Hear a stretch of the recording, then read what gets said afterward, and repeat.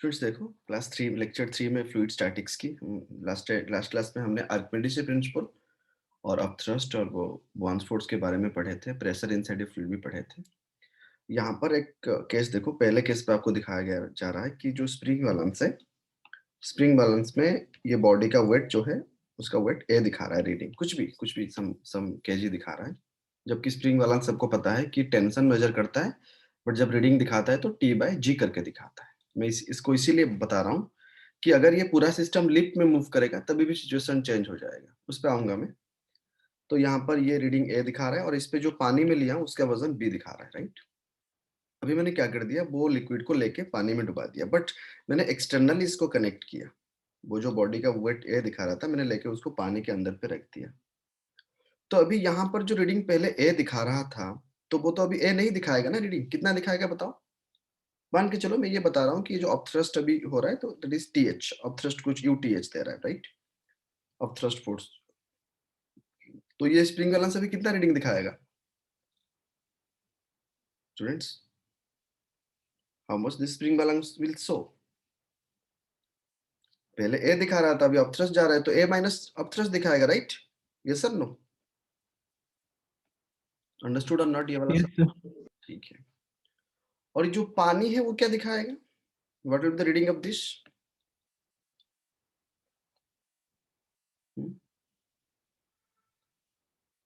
पहले बी दिखा रहा था, राइट। बी तो रहेगा क्योंकि बी था उसका वेट, प्लस कितना एक्स्ट्रा वेट ऐड होगा, अब थ्रस्ट के बराबर वेट ऐड होगा ना, क्योंकि इस पे अभी कौन सा वेट आएगा, बॉडी का वेट जितना है। Yes sir, no? You got it और नॉट? बॉडी का वेट जितना है, मतलब सॉलिड सिंकिंग हो सकता है, फ्लोटिंग हो सकता है, राइट, जो भी हम दिखाए हैं। तो reading of balance will be how much? थोड़ा दिखाओ यहाँ पर क्या होगा, reading B plus T H हो जाएगा, क्योंकि जो अपथ्रस्ट यहाँ पर इसका वेट डिक्रीज हो रहा है, तो डिक्रीज हो रहा है मतलब वो वेट किस पे जा रहा है बेटा, वो जा कहाँ रहा है, टोटल तो कहीं पे चला नहीं जाएगा ना वेट, वो अपथ्रस्ट के कारण उसका। और जब ये बॉडी पानी के अंदर गया है, उसका जितना ही वेट लॉस हुआ है उतना ही वेट यहाँ पर ऐड हो जाएगा ना। अंडरस्टूड? तो अगर बाहर से कनेक्ट करता हूँ तो इसका reading A minus T H दिखाएगा और इसका reading B plus T H दिखाएगा, मतलब टी एच मतलब upthrust force. Up to this understood all? Shubham? Yes, sir. ठीक है। अभी देखो सेकेंड केस पे मैंने इसको एक्सटर्नली कनेक्ट किया था, पहले केस पे मैंने इसको लेफ्ट साइड में जो डायग्राम आपको दिखाया गया है, ये वाला डायग्राम पे, यहाँ पर मैंने उसको कोई कहीं एक दूसरी लास्ट अलग तरीके से उसको कनेक्ट किया था, बट अभी मैं इसको सेकेंड केस पे देखो आप, मैं उसी सिस्टम के साथ उसको जोड़ दिया हूँ। तो सिस्टम के साथ जब जोड़ दिया तो बॉडी का मास कितना था, ए था, राइट। बॉडी का मास ए था और इस पानी का वेट बी था, तो टोटल वेट यहाँ पर दिखाएगा ए प्लस बी। अंडरस्टूड और not students? Understood the point ना? Yes, sir. क्योंकि कहीं तो नहीं जाएगा ना वो अपथ्रस्ट, अपथ्रस्ट तो यहाँ पर आएगा विदाउट एनी डाउट। इसके ऊपर फोर्स लगेगा, इसका वेट थोड़ा डिक्रीज हो जाएगा जब रीडिंग पे, वो फाइनली डिक्रीज हो गया, वो वेट कहाँ पर जाएगा, ये एक ही सिस्टम बन गया है, इट्स वन सिस्टम। तो ये कहीं तो बाहर नहीं जाएगा, तो इसका रीडिंग क्या दिखाएगा, ए प्लस बी दिखाएगा, right. So the reading of the balance will be always, अगर कहीं से कुछ वेट अगर ए जो था तो अपथ्रस्ट डिक्रीज हो रहा है, तो अगर यहाँ पर जो वेट है तो यहाँ पर ए माइनस टी एच दिखा रहा था अपथ्रस्ट, राइट। प्लस जब मैंने इसको ऐड कर दिया तो कितना दिखा, बी प्लस टी एच हो गया। तो दोनों को जब कंबाइन कर देंगे तो कितना आ जाएगा, ए प्लस बी आ जाएगा। समझ पे आ रहा है ना दोनों केसेस? तो इसको थोड़ा दिमाग पे रख लेना, अगर इसके सिवा कुछ क्वेश्चंस देता है तो आपके दिमाग पे ये आ जाना चाहिए कि कहीं पर क्या रीडिंग दिखाएगा। सूरज अंडरस्टूड? पूरा? Yes. ठीक है। चलो अभी ये जो बात हम कर रहे हैं ना, तो मान के चलो कहीं ने अपने बॉन्ड फोर्स ऐसे दिखे थे, F B is equal to, आपको कितना बताया गया था, डेंसिटी ऑफ लिक्विड इंटू कितना वॉल्यूम अंदर है इंटू जी, ये बताया गया था कि नहीं, राइट स्टूडेंट्स? Yes. और प्रेशर के बारे में क्या बताया गया था ना, रो जी एच, लिक्विड की कॉलम कितना है ये बताया गया था कि नहीं, बताओ। Pressure is equal rho G H. कोई भी एक किसी पॉइंट पे अगर आप प्रेशर निकालना चाहते हो तो दैट इज लिक्विड का डेंसिटी कितना है और एक्सीलरेशन ड्यू टू ग्रेविटी, और आप कितने हाइट पे प्रेशर निकालना चाहते हो, ये दोनों फार्मूला के साथ आप अक्वेंटेड हो चुके हो लास्ट दो क्लासेस पे, राइट और नॉट? Yes. और अभी आपको ये बताया गया कि यहाँ पर एक मूविंग सिस्टम है, जैसे हमने लिफ्ट के केस बताया था, तो यहाँ पर मैंने एक बेकर रख लिया, राइट। जब मैंने यहाँ पर एक बीकर रख लिया स्टूडेंट्स, तो कहीं पे भी अगर मैं यहाँ पर अगर ये बीकर ऊपर की तरफ ए में जा रहा है, तो जब ये ए में ऊपर की तरफ जा रहा था और एक्सेलरेशन ड्यू टू ग्रेविटी नीचे की तरफ होता है, तो आप ऊपर की केसेस पे आप हम जब किए थे, अगर मैं नॉर्मल फोर्स की बात करूँ, मतलब अगर स्प्रिंग बैलेंस यहाँ पर लटकाया जाएगा या नहीं तो फिर यहाँ पर एक वेइंग मशीन रखा जाएगा, यहाँ पर एक वेइंग मशीन रख दिया हमने और यहाँ पर हमने एक स्प्रिंग बैलेंस रख दिया, right? SB spring balance, weighing machine WM, right? So weighing machine जो है वो क्या मेजर करता है? मैंने बताया था लॉज ऑफ मोशन पे नॉर्मल रिएक्शन मेजर करता है। सूरज, इज दैट क्लियर? और स्प्रिंग बैलेंस जो है क्या मेजर करता है? टेंशन मेजर करता है ना, है कि नहीं? और Yes. जब ये लिफ्ट ऊपर की तरफ एक्सेलरेट कर रहा था तो आपने इस तरह की इक्वेशन कुछ बनाए थे, टी ऊपर की तरफ जा रहा है minus M G is equal to M A, do you remember? And T is equal to आपने कॉमन लिख के लिखे थे जी प्लस ए, याद आ रहा है? स्प्रिंग बैलेंस की रीडिंग निकालने के लिए टी बाई जी करके हम निकाल रहे थे, याद आ रहा है? तो एग्जाम्पल जो 60 KG human Yes, sir. Second पे, चलो। और यहाँ पर वेइंग मशीन पे क्या होता था बेटा? New N dash is equal to M G, मतलब नॉर्मल रिएक्शन ऊपर की तरफ था, हमने जो इक्वेशंस लिखे थे इसी के बाद लॉज ऑफ मोशन की कॉन्सेप्ट भी थोड़ा रिवाइज हो जाएगा। ऊपर की तरफ नॉर्मल रिएक्शन था, नीचे की तरफ वेट था, is equal to M G, ऐसा था ना? तो N is equal to M into G plus था। जब ये ऊपर की तरफ एक्सेलरेट कर रहा था तो इफेक्टिव एक्सेलरेशन कितना हो जा रहा था? जी प्लस है। यहाँ पर भी इफेक्टिव एक्सेलरेशन कितना हो जाता था? जी प्लस है, राइट? और जब ये नीचे की तरफ एक्सेलरेट कर रहा था तो जी माइनस ए हो रहा था। Do you remember? Yes, sir. तो इसको इस पोजीशन पे कहने की ये कारण है कि अगर आपको ये बताया गया कि कहीं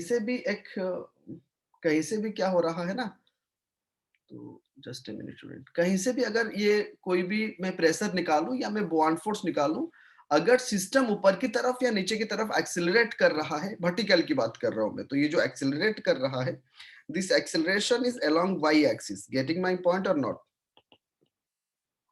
ऊपर की तरफ एक्सेलरेट कर रहा है, तो उसी केसेस पे आप तो ये निकाल दोगे ना कि जी इफेक्टिव जी प्लस होगा या फिर जी इफेक्टिव जी माइनस होगा, ये आप निकाल दोगे ना? अगर ऊपर की तरफ एक्सेलरेट कर रहा है प्लस, अगर नीचे की तरफ एक्सेलरेट कर रहा है तो माइनस है। तो यहीं पे जी का वैल्यू आप निकाल पाओगे कि नहीं? अगर मैं बॉन्ड फोर्स बताऊं तो वहां पर क्या हो जाएगा? Density of liquid into V into G plus A, अगर ऊपर की तरफ एक्सेलरेट कर रहा है। अंडरस्टैंडिंग माई पॉइंट और नॉट?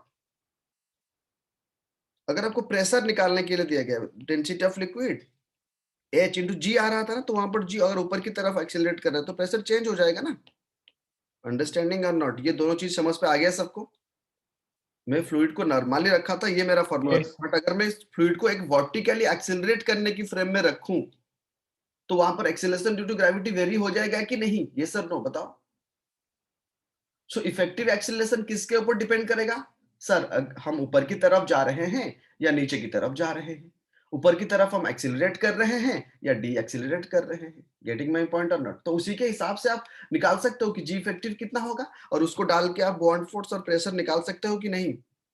पूरब, शुभम, Yes, sir. सूरज, अभिनव, और गेटिंग और not? Ishani, Yes, sir. Manaswini, getting ना? Yes, Yes, sir. sir. ठीक है। तो ये मैंने ये जो केस हमने बताया, तो यहाँ पर क्या हो रहा है ना, फ्लूइड जो है ना वो बेटा वर्टिकली एक्सिलरेट कर रहा है, राइट? गेटिंग माय पॉइंट और नॉट? ठीक है, are you getting my point students? Getting ना? Yes, sir. ठीक है। Yes.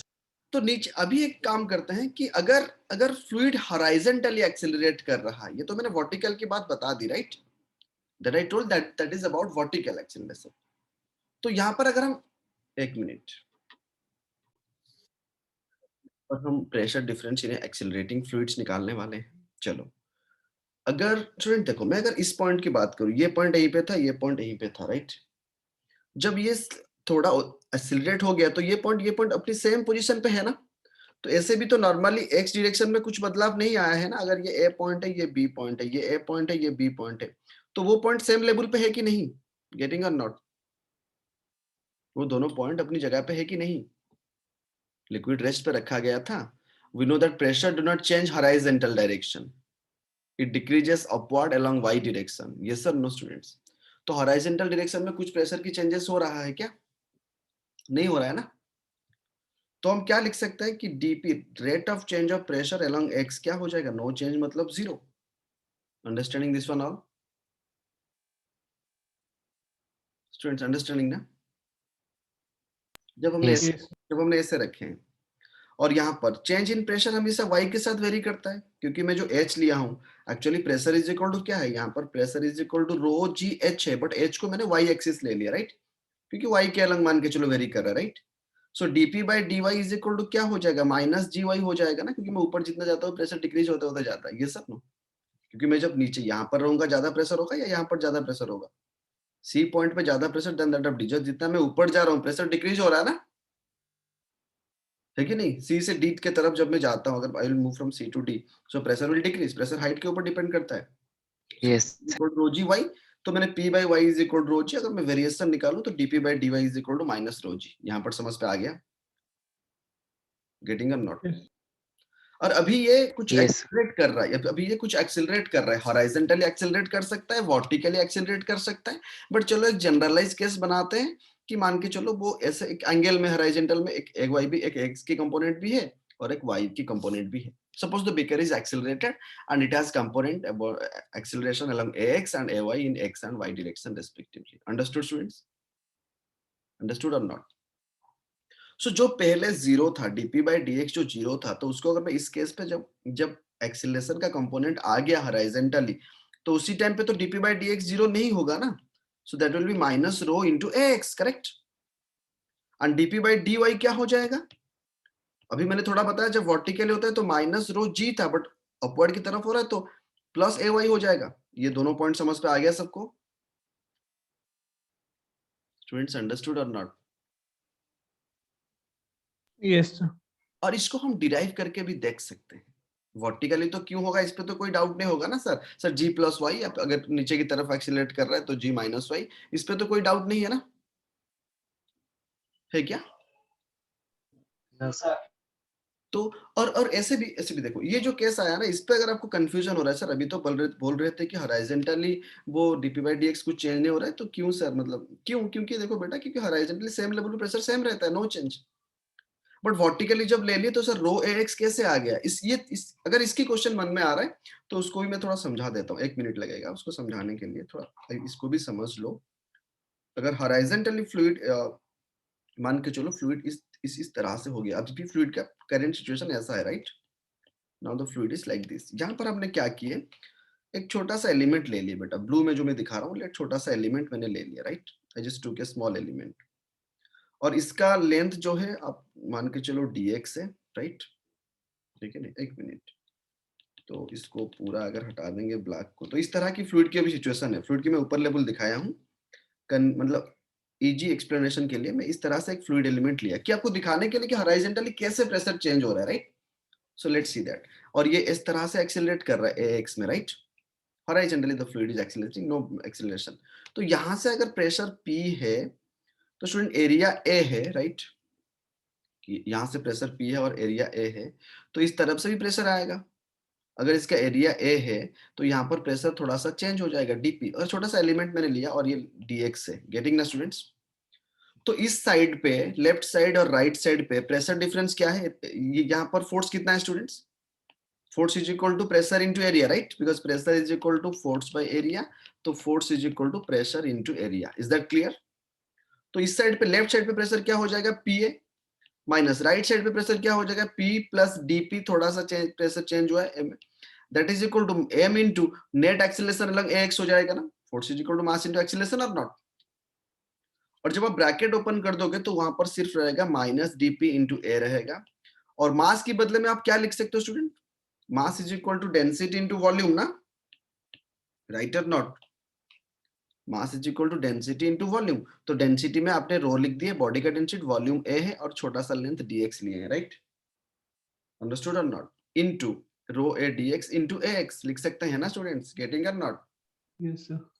तो यहाँ से a कैंसिल कर देंगे, तो आपने वेरीफाई कर लिए कि dp बाई dx जो चेंज हो रहा है कैसे, माइनस रो इंटू ax आ रहा है ना। ये वाला समझ लिए सबने? Understood?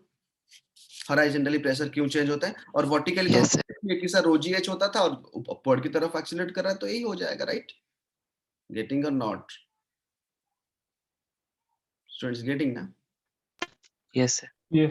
dp by dx is equal to अपने ऐसा मिल जाए, तो अगर हम यहाँ से देखेंगे तो dp इज इक्वल टू कितना हो जाएगा यहाँ पर ना sir, minus rho ax into dx। हाँ बेटा सही है, और अगर मैंने इस पॉइंट का पॉइंट ए ले लिया, इसको पॉइंट बी ले लिया, राइट?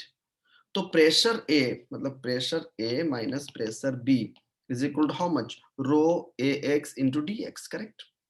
और एक चीज आपको ये बताया गया कि ये वाला जो पॉइंट है ये वर्टिकली कितने में है, मान के चलो h1 हाइट पे है, let this point is at a distance h1, but ये थोड़ा कम में है ना h2, राइट और नॉट? Getting students? अगर ए पॉइंट की प्रेशर बताया जाएगा तो that is rho G H plus P naught, और h1 ले लेंगे। देखो ये जो p पॉइंट है, लेफ्ट साइड जो है वो कितने हाइट पे है, h1 हाइट पे, और राइट साइड जो है वो कितने हाइट पर है, h2 हाइट पर है। गेटिंग ना students?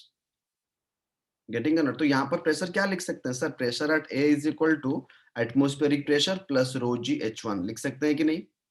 Pressure at B point क्या लिख सकते हैं sir? Atmospheric pressure plus rho G h2। Getting और नॉट स्टूडेंट्स? गेटिंग ना? Yes, sir. तो चलो, तो यहाँ पर P A minus P B is equal to rho A X. तो अगर मैं पी ए पे लिखूं, पी ए पे क्या लिखूंगा? P A is equal to nothing sir but P naught atmospheric pressure और रो जी एच वन, क्योंकि थोड़ा फ्लूइड की एक्सीलरेशन के कारण पे शेप पे थोड़ा बदलाव आ गया है ना, इस तरह हो गया है शेप। तो टॉप ऑफ द हमेशा हम टॉप ऑफ द लिक्विड से हाइट लेते हैं रो जी एच में, और P B is equal to कितना है? P not plus rho G H two, right? So इसको अगर हम अभी इस इक्वेशन पे अगर मैं पीए को पुट करूं और पीबी का वैल्यू भी यहाँ पर पुट कर दूं, ठीक है, पीबी का वैल्यू यहाँ पर मैं पुट कर दूं, अगर let I will be putting the value of PA and PB, right? देखो यहाँ पर अगर मैं पीए और पीबी का वैल्यू यहाँ पर पीबी का वैल्यू और यहाँ पर पीए का वैल्यू अगर पुट कर दूं, तो आप ये देख सकते हो कि रो जी डिफरेंस कितना आ जाएगा, h1 minus h2, right? That is equal rho into A X into D X हो जाएगा कि नहीं? गेटिंग? Yes.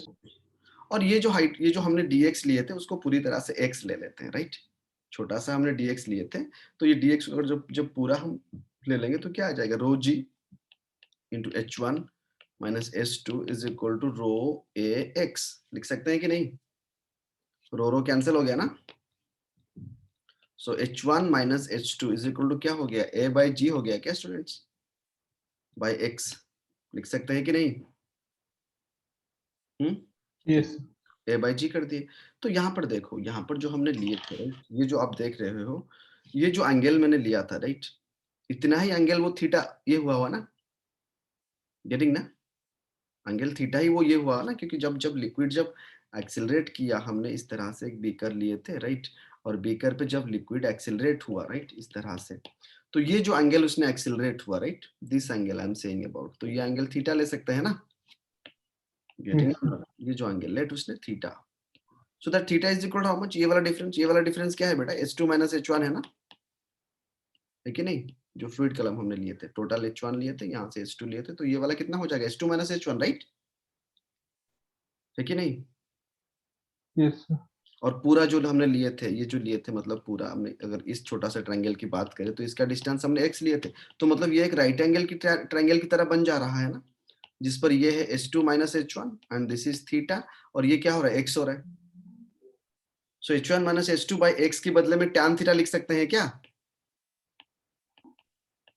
तो अगर हॉरिजॉन्टली फ्लूइड कितना एक्सीलरेट हो रहा है बताया दिया जाए, तो लिक्विड के एंगल कितना होगा, tan थीटा आप निकाल सकते हो ना स्टूडेंट्स? Yes. ये वाला पॉइंट सबको समझ पे आ गया?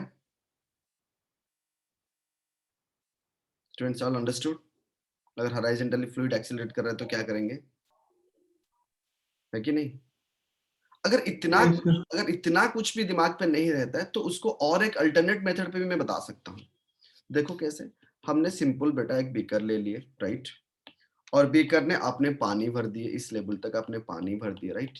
जस्ट पानी ने आपने भर दिया, राइट? तो जब ये एक्सिलरेट हुआ तो पानी तो अभी ऐसा नहीं रहेगा ना, तो पानी कैसा हो जाएगा बेटा? ऐसा हो जाएगा ना पानी का। ये अगर मैं इसको एक्सिलरेट कर रहा हूँ ए में, तो पानी का सिचुएशन ऐसा हो जाएगा कि नहीं? गेटिंग ना students?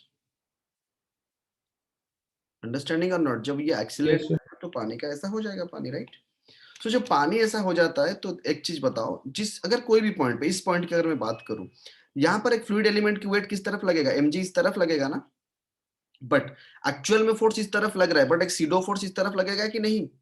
Mass into Yes. Acceleration, पता है जो मैंने बताया था कि आप कॉपी के ऊपर पेन रख दो, कॉपी को अपने तरफ खींच लो, तो पेन पीछे की तरफ क्यों चला जाता है? दैट इज सीडो फोर्स का कांसेप्ट है, non inert self frame, right?